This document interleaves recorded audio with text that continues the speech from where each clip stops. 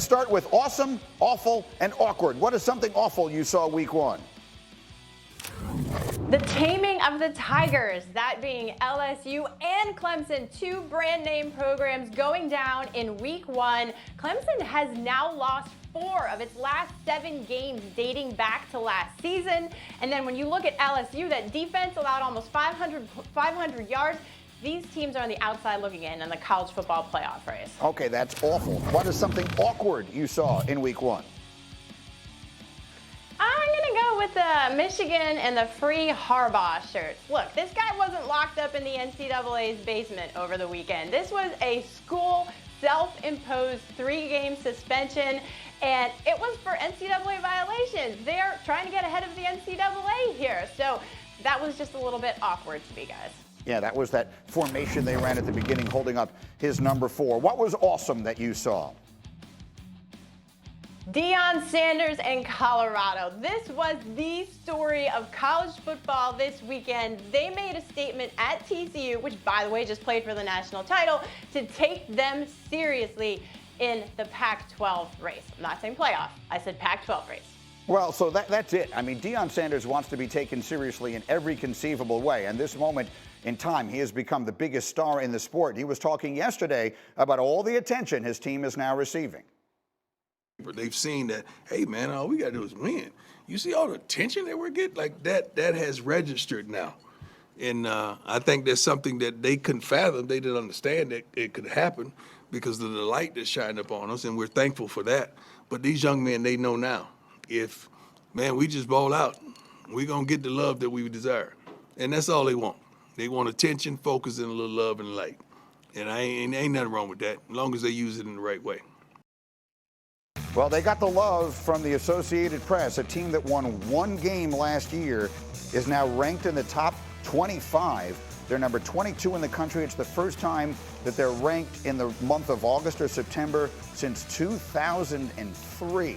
And I wanted to bring in Louis as we continue this conversation because, Louis, Deion was a teammate of yours back in the day in Atlanta. But the first question about this, Heather, is to you. I've had people ask me this. At this moment, is Deion Sanders the face of college football?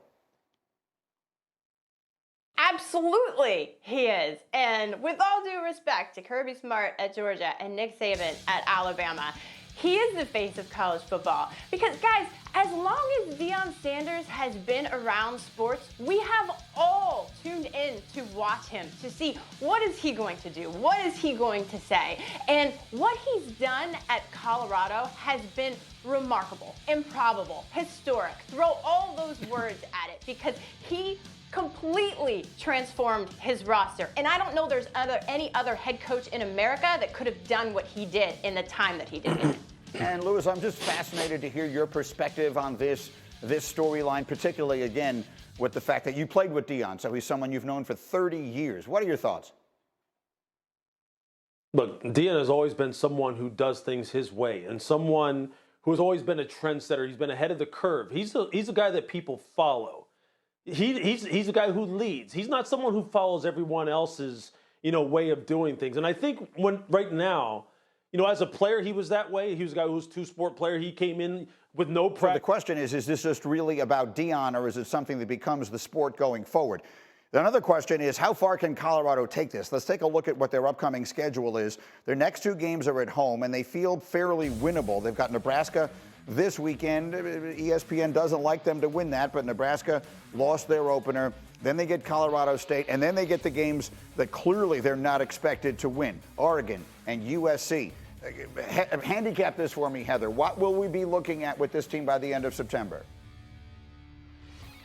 We're going to be looking at a Heisman showdown, Greeny, when it comes to that Oregon game. I disagree with our computers. I think that they're undefeated going into that Oregon game with a win against Nebraska. But Sneaky Hembo tells me that according to the latest odds, you're going to see 3 of the top 12 Heisman favorites in that game. When you're talking about Travis Hunter, who's at the top of my Heisman watch list now, obviously Shedeur Sanders, their quarterback, and then Caleb Williams, who somehow just got overshadowed by players at Colorado this weekend. So to me, that's the storyline going into the month of September.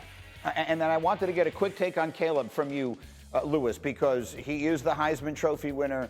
He is projected to be the #1 pick in the draft. If you were to use some adjectives to describe him as a prospect, you and I will be together in Vegas for the draft next year. What are the right things to say about him? Look, he's a game changer. He's, as Mike Tannenbaum says, he's a force multiplier. He's going to make people better because he's got unique ability both in structure and outside of structure, and that's what the NFL is looking for. It doesn't have to be coached up perfectly for him. He can go ahead and adjust on the, versus the unscouted look. It doesn't have to be perfect for him because he just has that sixth sense, man. He has instincts that are just unique. And that's really, there's no other way to say it. He's just a unique player that is going to really transform an organization once he gets to him at the next level. If Colorado should ever go into that game undefeated, that becomes the must-watch game in the first month of the season. Heather, awesome. Thank you. We will check back with you as we continue. Thank you for watching ESPN on YouTube. For live streaming sports and premium content, subscribe to ESPN+.